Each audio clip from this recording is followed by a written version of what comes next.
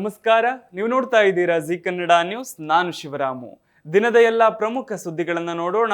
ವಿಶೇಷ ಸಮಾಚಾರದಲ್ಲಿ ಹಾಸನದಲ್ಲಿ ಮದುವೆಗೆ ಯುವತಿ ಸಿಗದೆ ಮನನೊಂದು ಯುವಕನೊಬ್ಬ ಆತ್ಮಹತ್ಯೆ ಮಾಡಿಕೊಂಡಿದ್ದಾನೆ. ಬೇಲೂರು ಪಟ್ಟಣದ ವಿಷ್ಣು ಸಮುದ್ರಕೆರೆ ಪಕ್ಕದಲ್ಲಿರುವ ಕಲ್ಯಾಣಿಯಲ್ಲಿ ಈ ಘಟನೆ ನಡೆದಿದೆ. 35 ವರ್ಷದ ವಿನಯ್ ಆತ್ಮಹತ್ಯೆಗೆ ಶರಣಾದ ಯುವಕ.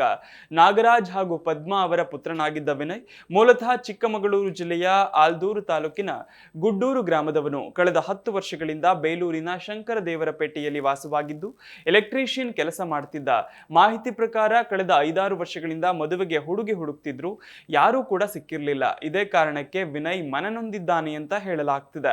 ಕಳೆದ 1 ವಾರದಿಂದ ಕೆಲಸಕ್ಕೂ ಹೋಗಿರಲಿಲ್ಲ. ಇದರಿಂದ ಪೋಷಕರು ಬೈದಿದ್ದರಿಂದ ಇನ್ನಷ್ಟು ಮನನೊಂದು ಕಲ್ಯಾಣಿಗೆ ಬಿದ್ದು ಆತ್ಮಹತ್ಯೆ ಮಾಡಿಕೊಂಡಿದ್ದಾನೆ ಎನ್ನಲಾಗಿದೆ. ಸ್ಥಳೀಯ ಮೀನುಗಾರರ ಸಹಾಯದಿಂದ ಅಗ್ನಿಶಾಮಕ ದಳದ ಸಿಬ್ಬಂದಿ ಮೃತದೇಹವನ್ನು ಹೊರತೆಗೆದಿದ್ದಾರೆ. ಸ್ಥಳಕ್ಕೆ ಪಿಎಸ್ಐ ಎಸ್.ಜಿ. ಪಾಟೀಲ್ ಭೇಟಿ ನೀಡಿ ಪರಿಶೀಲನೆ ನಡೆಸಿದ್ದಾರೆ. ಈ ಘಟನೆ ಬೇಲೂರು ಪೊಲೀಸ್ ಠಾಣಾ ವ್ಯಾಪ್ತಿಯಲ್ಲಿ ನಡೆದಿದೆ. ಯಾದಗಿರಿಯಲ್ಲಿ ಮದುವೆಯಾಗಿ ಕೇವಲ 15 ದಿನ ಕೂಡ ಆಗಿರಲಿಲ್ಲ. ಅಷ್ಟರಲ್ಲೇ ನವವಿವಾಹಿತ ಯುವಕನೊಬ್ಬ ದಾರುಣವಾಗಿ ಜೀವ ಕಳೆದುಕೊಂಡಿದ್ದಾನೆ. ವಡಗೇರ ತಾಲೂಕಿನ ಗೊಂಡೆನೂರು ಗ್ರಾಮದಲ್ಲಿ ಈ ದುರ್ಘಟನೆ ನಡೆದಿದೆ. ಭೀಮರಾಯ ಮ್ಯಾಗೇರಿ ಎಂಬಾತನೇ ಮೃತಪಟ್ಟ ನವವಿವಾಹಿತ. ಮಾಹಿತಿ ಪ್ರಕಾರ ಮದುವೆ ಸಂಭ್ರಮದಲ್ಲಿದ್ದ ಭೀಮರಾಯ ಗ್ರಾಮದ ಹೊರವಲಯದ ತಗ್ಗು ಪ್ರದೇಶದಲ್ಲಿದ್ದ ನೀರಿನ ಜಾಗಕ್ಕೆ ಈಜಲು ಹೋಗಿದ್ದಾನೆ. ಅಲ್ಲಿ ನೀರಿನಲ್ಲಿ ಮುಳುಗಿ ದಾರುಣವಾಗಿ ಸಾವನ್ನಪ್ಪಿದ್ದಾನೆ. ಅರಿಶಿನ ಇನ್ನೂ ಒಣಗಿರಲಿಲ್ಲ. ಅಷ್ಟರಲ್ಲೇ ಈ ದುರ್ಘಟನೆ ನಡೆದಿದ್ದು ಮನೆ ಮಂದಿ ಸಂಪೂರ್ಣ ಶಾಕ್ ಆಗಿದ್ದಾರೆ. ಖುಷಿಯಲ್ಲಿದ್ದ ಕುಟುಂಬ ಈಗ ಸೂತಕದ ವಾತಾವರಣಕ್ಕೆ ತಲುಪಿದೆ. ಮನೆಯಲ್ಲಿ ಆಕ್ರಂದನ ಮುಗಿಲು ಮುಟ್ಟಿದೆ. ನೆರೆಹೊರೆಯವರು ಕೂಡ ಈ ಘಟನೆ ಕೇಳಿ ಕಣ್ಣೀರಿಟ್ಟಿದ್ದಾರೆ. ಇದು ತುಂಬಾ ಹೃದಯ ವಿದ್ರಾವಕ ಘಟನೆ ಅಂತ ಸ್ಥಳೀಯರು ಹೇಳಿದ್ದಾರೆ. ಈ ಘಟನೆ ವಡಗೇರ ಪೊಲೀಸ್ ಠಾಣಾ ವ್ಯಾಪ್ತಿಯಲ್ಲಿ ದಾಖಲಾಗಿದೆ. ಸಚಿವೆ ಲಕ್ಷ್ಮಿ ಹೆಬ್ಬಾಳ್ಕರ್ ಕ್ಷೇತ್ರದಲ್ಲಿ ಸಾಮಾಜಿಕ ಬಹಿಷ್ಕಾರ ಪದ್ಧತಿ ಇನ್ನೂ ಜೀವಂತವಾಗಿದೆ. ಬೆಳಗಾವಿಯ ಕೊಂಡಸಕೊಪ್ಪ ಗ್ರಾಮದಲ್ಲಿ ಒಂದು ಕುಟುಂಬಕ್ಕೆ ಸಾಮಾಜಿಕ ಬಹಿಷ್ಕಾರ ಹೇರಲಾಗಿದೆ ಎಂಬ ಆರೋಪ ಕೇಳಿಬಂದಿದೆ. ಕುರುಬ ಸಮಾಜದ ಒಂದು ಕುಟುಂಬವನ್ನೇ ಗ್ರಾಮದಿಂದಲೇ ದೂರ ಇಟ್ಟು ಯಾರೂ ಮಾತನಾಡಬಾರದು ಅಂತ ಒತ್ತಡ ಹಾಕಿದ್ದಾರೆ ಎಂದು ಕುಟುಂಬ ಆರೋಪಿಸಿದೆ. ಮಾತಾಡಿದರೆ 5,000 ರೂಪಾಯಿ ದಂಡ, ಮಾಹಿತಿ ಕೊಟ್ಟರೆ 1,000 ಬಹುಮಾನ ಅಂತಲೂ ಕೂಡ ನಿಯಮಗಳನ್ನ ಹೇರಲಾಗಿದೆ. ಇದೇ ಅಲ್ಲ, ದೇವಾಲಯದ ಪೂಜೆ ಪುನಸ್ಕಾರ, ಮದುವೆ, ಹಬ್ಬ ಹರಿದಿನಗಳಲ್ಲಿ ಕೂಡ ಈ ಕುಟುಂಬಕ್ಕೆ ಆಹ್ವಾನ ಇಲ್ಲ. ಸಂಪೂರ್ಣವಾಗಿ ಒಂಟಿ ಮಾಡಿಬಿಟ್ಟಿದ್ದಾರೆ ಅಂತ ನೊಂದ ಕುಟುಂಬ ಅಳಲು ತೋಡಿಕೊಂಡಿದೆ. 5 ವರ್ಷದ ಮಗುವಿನ ಜೊತೆಯೂ ಕೂಡ ಯಾರು ಮಾತಾಡಲ್ಲ ಅಂತ ಹೇಳಿದ್ದಾರೆ. ನಮಗೂ ಬದುಕು ಅವಕಾಶ ಕೊಡಿ ಅಂತ ಕುಟುಂಬಸ್ಥರು ಮನವಿ ಮಾಡಿಕೊಂಡಿದ್ದಾರೆ. ತುಂಬಾ ಕಷ್ಟದಲ್ಲಿದ್ದೀವಿ, ಇನ್ನೂ ದೂರು ಕೊಟ್ಟು 15 ದಿನ ಆದರೂ ಕೂಡ ಪೊಲೀಸರು ಕ್ರಮ ತೆಗೆದುಕೊಂಡಿಲ್ಲ ಅಂತ ಹಿರೇಬಾಗೇವಾಡಿ ಪೊಲೀಸರ ವಿರುದ್ಧವೂ ಆಕ್ರೋಶ ವ್ಯಕ್ತವಾಗಿದೆ. ಮತ್ತೊಂದು ಕಡೆ ತಡರಾತ್ರಿ ಮನೆ ಮೇಲೆ ಕಲ್ಲು ತೂರಾಟ ಆಗತ್ತೆ ಅಂತಲೂ ಕೂಡ ಆರೋಪ ಮಾಡಿದ್ದಾರೆ. ಇದರಿಂದ ಕುಟುಂಬದಲ್ಲಿ ಭಯದ ವಾತಾವರಣ ಉಂಟಾಗಿದ್ದು ನಮಗೆ ಭದ್ರತೆ ಬೇಕು ಅಂತ ಕುಟುಂಬ ಮನವಿ ಮಾಡಿಕೊಂಡಿದೆ. ಬಳ್ಳಾರಿ ತಾಲೂಕಿನ ಕೃಷ್ಣನಗರ ಕ್ಯಾಂಪ್ನಲ್ಲಿ ಅಂಬೇಡ್ಕರ್ ನಾಮಫಲಕಕ್ಕೆ ಅಪಮಾನ ಮಾಡಿರೋ ಘಟನೆ ತೀವ್ರ ವಿವಾದಕ್ಕೆ ಕಾರಣವಾಗಿದೆ. ಮಾಹಿತಿಯಂತೆ ಸುಮಾರು 15 ವರ್ಷಗಳ ಹಿಂದೆ ಡಿಎಸ್ಎಸ್ ಹಾಗೂ ಅಂಬೇಡ್ಕರ್ ಯುವಕ ಸಂಘದಿಂದ ಅಲ್ಲಿ ಅಂಬೇಡ್ಕರ್ ನಾಮಫಲಕವನ್ನ ಸ್ಥಾಪಿಸಲಾಗಿತ್ತು. ಆದ್ರೆ ಈಗ ಅದೇ ಜಾಗದಲ್ಲಿ NTR ಮೂರ್ತಿ ಪ್ರತಿಷ್ಠಾಪನೆ ನೆಪದಲ್ಲಿ ನಾಮಫಲಕ ತೆರವುಗೊಳಿಸಲು ಕೆಲವರು ಒತ್ತಡ ತಂದಿದ್ದರು ಎಂಬ ಆರೋಪ ಕೇಳಿಬಂದಿದೆ. ಈ ವಿಷಯದಲ್ಲಿ ಒಪ್ಪಿಗೆ ಸಿಗದ ಹಿನ್ನೆಲೆಯಲ್ಲಿ ದ್ವೇಷ ಬೆಳೆಸಿ ನಾಮಫಲಕಕ್ಕೆ ಹಾನಿ ಮಾಡಲಾಗಿದೆ ಎಂದು ಆರೋಪಿಸಲಾಗಿದೆ. ಏಪ್ರಿಲ್ 25ರ ಬೆಳಗ್ಗೆ 6:30 ಸುಮಾರಿಗೆ ನಾಮಫಲಕ ವಿರೂಪಗೊಂಡಿರುವುದು ಬೆಳಕಿಗೆ ಬಂದಿದೆ. ಚಪ್ಪಲಿ ಕಾಲಿನಿಂದ ತುಳಿದು ಅಪಮಾನ ಮಾಡಲಾಗಿದೆ ಎಂಬ ಗಂಭೀರ ಆರೋಪವೂ ಇದೆ. ಇನ್ನು ಘಟನೆಗೆ ಮುನ್ನ ರಾತ್ರಿ ಆರೋಪಿಗಳು ಸ್ಥಳದಲ್ಲಿ ಇದ್ದರು ಅನ್ನೋದು FIRನಲ್ಲಿ ಉಲ್ಲೇಖವಾಗಿದೆ. ಜೊತೆಗೆ ಜಾತಿ ನಿಂದನೆ ಹಾಗೂ ಬೆದರಿಕೆ ಆರೋಪವೂ ದಾಖಲಾಗಿದೆ. ಈ ಪ್ರಕರಣದಲ್ಲಿ 2 ಕಡೆಗಳಿಂದ ದೂರು ಮತ್ತು ಪ್ರತಿದೂರು ದಾಖಲಾಗಿದ್ದು ಒಟ್ಟು 7 ಜನರ ವಿರುದ್ಧ ಪ್ರಕರಣ ದಾಖಲಿಸಲಾಗಿದೆ. ಆದರೆ ಇದುವರೆಗೆ ಯಾರನ್ನು ಬಂಧಿಸಲಾಗಿಲ್ಲ. ಗ್ರಾಮದ ಜಿ ಕೆಂಚಪ್ಪ ನೀಡಿದ ದೂರಿನ ಆಧಾರದ ಮೇಲೆ ಪ್ರಕರಣ ದಾಖಲಾಗಿದ್ದು ಮುಂದಿನ ಹಂತದಲ್ಲಿ ಇದನ್ನ ನಾಗರಿಕ ಹಕ್ಕುಗಳ ಜಾರಿ ನಿರ್ದೇಶನಾಲಯಕ್ಕೆ ವರ್ಗಾಯಿಸುವ ಸಾಧ್ಯತೆ ಇದೆ. ವಿಜಯನಗರ ಜಿಲ್ಲೆಯ ರೈತರ ಜೀವನಾಡಿಯಾಗಿರುವ ತುಂಗಭದ್ರಾ ಜಲಾಶಯದ ಮಹತ್ವದ ಕಾಮಗಾರಿ ಇದೀಗ ಅಂತಿಮ ಹಂತಕ್ಕೆ ಬಂದಿದೆ. ಜಲಾಶಯದ 33 ಕ್ರಸ್ಟ್ ಗೇಟ್ಗಳ ಅಳವಡಿಕೆ ಕಾರ್ಯ ಸಂಪೂರ್ಣವಾಗಿ ಯಶಸ್ವಿಯಾಗಿ ಪೂರ್ಣಗೊಂಡಿದೆ. ಕಳೆದ ವರ್ಷ ಆಗಸ್ಟ್ 10ರಂದು 19ನೇ ಕ್ರಸ್ಟ್ ಗೇಟ್ ಕಿತ್ತು ಹೋಗಿ ಅಪಾರ ಪ್ರಮಾಣದ ನೀರು ನದಿಗೆ ಹರಿದಿತ್ತು. ಈ ಘಟನೆಯ ನಂತರ ಎಲ್ಲಾ 33 ಗೇಟ್ಗಳನ್ನು ಹೊಸದಾಗಿ ಅಳವಡಿಸುವ ನಿರ್ಧಾರ ಕೈಗೊಳ್ಳಲಾಗಿತ್ತು. 2025ರ ಡಿಸೆಂಬರ್ 24ರಂದು ಆರಂಭವಾದ ಈ ಮಹತ್ವದ ಕಾಮಗಾರಿ 121 121 ದಿನಗಳ ಸತತ ಶ್ರಮದ ಫಲವಾಗಿ ಈಗ ಪೂರ್ಣಗೊಂಡಿದೆ.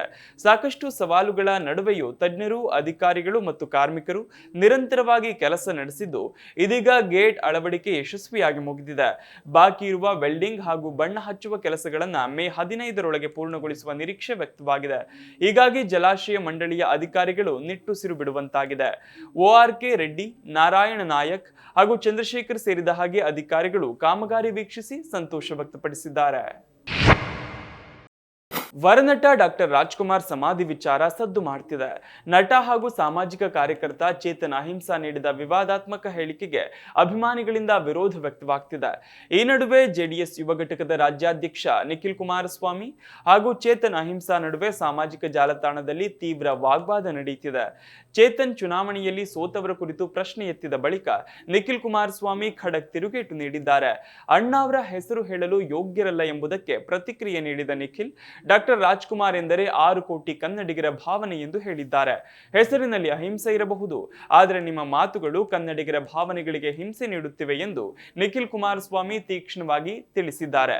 ಈ ಮಾತುಕತೆ ಈಗ ರಾಜಕೀಯ ಹಾಗೂ ಸಾಮಾಜಿಕ ವಲಯಗಳಲ್ಲಿ ಚರ್ಚೆಗೆ ಕಾರಣವಾಗಿದೆ. ಪಶ್ಚಿಮ ಬಂಗಾಳ ವಿಧಾನಸಭಾ ಚುನಾವಣೆಯ 2ನೇ ಹಾಗೂ ಕೊನೆಯ ಹಂತದ ಮತದಾನ ನಡೆಯುತ್ತಿರುವ ಸಂದರ್ಭದಲ್ಲೇ ಪ್ರಧಾನಿ ನರೇಂದ್ರ ಮೋದಿ ಅವರು ಜನರಿಗೆ ಹೆಚ್ಚಿನ ಸಂಖ್ಯೆಯಲ್ಲಿ ಮತದಾನ ಮಾಡುವಂತೆ ಮನವಿ ಮಾಡಿದ್ದಾರೆ. ಪ್ರಜಾಪ್ರಭುತ್ವದ ಹಬ್ಬದಲ್ಲಿ ಪ್ರತಿಯೊಬ್ಬರು ಭಾಗವಹಿಸಬೇಕು, ವಿಶೇಷವಾಗಿ ಮಹಿಳೆಯರು ಮತ್ತು ಯುವಕರು ಹೆಚ್ಚಿನ ಸಂಖ್ಯೆಯಲ್ಲಿ ಮತದಾನ ಮಾಡಿ ತಮ್ಮ ಹಕ್ಕನ್ನು ಬಳಸಿಕೊಳ್ಳಬೇಕು ಎಂದು ಅವರು ಹೇಳಿದ್ದಾರೆ. ಮತದಾನವು ನಮ್ಮ ಜವಾಬ್ದಾರಿಯೂ ಹೌದು, ಕರ್ತವ್ಯವೂ ಹೌದು ಅಂತ ಅವರು ತಿಳಿಸಿದ್ದಾರೆ. ಇಂದು ಪಶ್ಚಿಮ ಬಂಗಾಳದ 142 ಕ್ಷೇತ್ರಗಳಲ್ಲಿ ಮತದಾನ ನಡೆಯುತ್ತಿದೆ. ಒಟ್ಟು ಸುಮಾರು 3.21 ಕೋಟಿ ಮತದಾರರು ಇದ್ದು ಅದರಲ್ಲಿ 1.57 ಕೋಟಿ ಮಹಿಳಾ ಮತದಾರರು ಹಾಗೂ 792 ಲಿಂಗತ್ವ ಅಲ್ಪಸಂಖ್ಯಾತ ಮತದಾರರು ಇದ್ದಾರೆ. 41,000ಕ್ಕೂ ಹೆಚ್ಚು ಮತಗಟ್ಟೆಗಳಲ್ಲಿ ಮತದಾನ ನಡೆಯುತ್ತಿದೆ. ಈ ಹಿಂದೆ ನಡೆದ ಮೊದಲ ಹಂತದ ಮತದಾನದಲ್ಲಿ 93%ಕ್ಕೂ ಹೆಚ್ಚು ಮತದಾನ ದಾಖಲಾಗಿದ್ದು ಅದು ರಾಜ್ಯದ ಇತಿಹಾಸದಲ್ಲೇ ದಾಖಲೆ ಪ್ರಮಾಣವಾಗಿದೆ. ಈಗ 2ನೇ ಹಂತದ ಮತದಾನದ ನಂತರ ಮೇ 4ರಂದು ಮತ ಎಣಿಕೆ ನಡೆಯಲಿದೆ. ಅಮೆರಿಕ ಅಧ್ಯಕ್ಷ ಡೊನಾಲ್ಡ್ ಟ್ರಂಪ್ ಇರಾನ್ ಸಂಪೂರ್ಣ ಕುಸಿಯುವ ಸ್ಥಿತಿಯಲ್ಲಿದೆ ಎಂದು ಹೇಳಿದ್ದು, ಟೆಹರಾನ್ ಹಾರ್ಮುಜ್ ಜಲಸಂಧಿಯನ್ನ ಮತ್ತೆ ತೆರೆಯುವಂತೆ ಬೇಡಿಕೊಂಡಿದೆ ಎಂದು ಹೇಳಿದ್ದಾರೆ. ಇರಾನ್ ನಾಯಕತ್ವದ ಬಿಕ್ಕಟ್ಟನ್ನು ಎದುರಿಸುತ್ತಿದೆ. ಇದನ್ನು ಪರಿಹರಿಸಲು ಪ್ರಯತ್ನಿಸ್ತಾ ಇರೋದ್ರಿಂದ ಸಾಧ್ಯವಾದಷ್ಟು ಬೇಗ ನಾವು ಹಾರ್ಮುಜ್ ಜಲಸಂಧಿಯನ್ನ ತೆರೆಯಬೇಕು ಅಂತ ಅವರು ಬಯಸುತ್ತಿದ್ದಾರೆ ಎಂದು ಟ್ರಂಪ್ ತಮ್ಮ ಟ್ರೂತ್ ಸೋಷಿಯಲ್ನಲ್ಲಿ ಬರೆದುಕೊಂಡಿದ್ದಾರೆ. ಪಶ್ಚಿಮ ಏಷ್ಯಾ ಸಂಘರ್ಷಗಳನ್ನು ಕೊನೆಗೊಳಿಸುವ ಪ್ರಯತ್ನಗಳು ಸ್ಥಗಿತಗೊಂಡಂತೆ ಕಂಡು ಬಂದಿದ್ದು, ಹಾರ್ಮುಜ್ ಜಲಸಂಧಿ ಮೇಲಿನ ನಿರ್ಬಂಧ ತೆರವುಗೊಳಿಸುವ ಟೆಹರಾನ್ನ ಇತ್ತೀಚಿನ ಪ್ರಸ್ತಾಪವನ್ನು ಪರಿಗಣಿಸುತ್ತಿರುವುದಾಗಿ ಅಮೆರಿಕ ಹೇಳಿದೆ. 2 ತಿಂಗಳ ಹಿಂದೆ ಅಮೆರಿಕ ಇಸ್ರೇಲಿ ದಾಳಿ ಪ್ರಾರಂಭವಾದಾಗಿನಿಂದ ಜಾಗತಿಕ ತೈಲ ಮತ್ತು ಅನಿಲ ಸಾಗಣೆಗೆ ಪ್ರಮುಖ ಮಾರ್ಗವಾದ ಕಾರ್ಯತಂತ್ರದ ಹಾರ್ಮುಜ್ ಜಲಮಾರ್ಗವನ್ನ ಇರಾನ್ ನಿರ್ಬಂಧಿಸಿದೆ. ಇದು ಜಾಗತಿಕ ಆರ್ಥಿಕತೆಗೆ ದೊಡ್ಡ ಆಘಾತ ನೀಡಿದೆ. ಜಲಸಂಧಿಯಲ್ಲಿ ಹಡಗುಗಳ ಸಂಚಾರವನ್ನ ಪುನಃಸ್ಥಾಪಿಸುವ ಇರಾನ್ನ ಪ್ರಸ್ತಾಪವನ್ನ ಟ್ರಂಪ್ ಒಪ್ಪಿಕೊಳ್ಳುವ ಸಾಧ್ಯತೆ ಇಲ್ಲ ಎನ್ನಲಾಗ್ತಿದೆ. ಇರಾನ್ ಅಮೆರಿಕದ ಮುಂದೆ ಒಪ್ಪಂದವೊಂದನ್ನ ಪ್ರಸ್ತಾಪಿಸಿದೆ.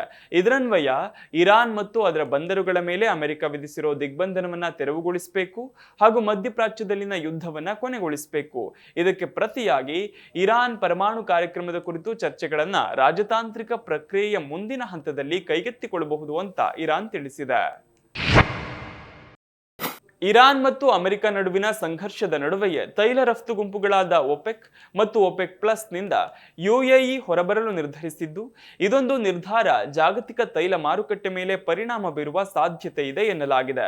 ಮೇ 1ರಿಂದ ಜಾರಿಗೆ ಬರುವಂತೆ ಪೆಟ್ರೋಲಿಯಂ ರಫ್ತು ಮಾಡುವ ದೇಶಗಳ ಸಂಘಟನೆ ಮತ್ತು ಒಪೆಕ್ ಪ್ಲಸ್ ನಿಂದ ಹೊರಬರುವುದಾಗಿ ಯುನೈಟೆಡ್ ಅರಬ್ ಎಮಿರೇಟ್ಸ್ ಘೋಷಿಸಿದೆ. ಇರಾನ್ ಯುದ್ಧವು ಐತಿಹಾಸಿಕ ಇಂಧನ ಆಘಾತವನ್ನು ಉಂಟುಮಾಡಿ ಜಾಗತಿಕ ಆರ್ಥಿಕತೆಯನ್ನು ಅಸ್ಥಿರಗೊಳಿಸಿರುವ ಸಮಯದಲ್ಲೇ ಈ ಕ್ರಮ ಬಂದಿದ್ದು, ಇದು ಜಾಗತಿಕ ಅಚ್ಚರಿಗೆ ಕಾರಣವಾಗಿದೆ.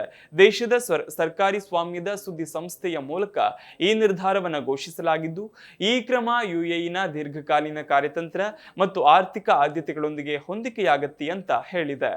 ಇದಿಷ್ಟು ಈ ದಿನದ ಪ್ರಮುಖ ಸುದ್ದಿ. ನೋಡ್ತಾ ಇರಿ ಜಿ ಕನ್ನಡ ನ್ಯೂಸ್, ಸತ್ಯವೇ ಸುದ್ದಿಯ ಜೀವಾಳ.